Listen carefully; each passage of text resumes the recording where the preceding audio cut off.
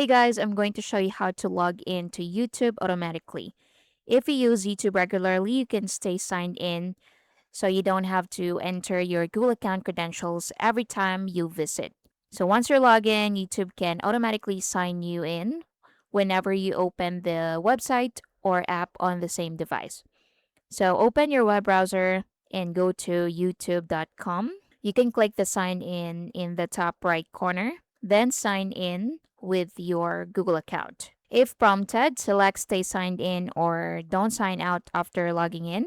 So if you already have your email in here, just click on that. Or if you don't have one, you can sign in to your Google first. So go to google.com and click sign in the top right corner and enter your email address and password and just click next. Then go back to YouTube and select your email and you'll be signed in to YouTube automatically. So as long as you remain signed into your Google account and don't clear your browsing data or app data, YouTube should automatically log in each time you use it.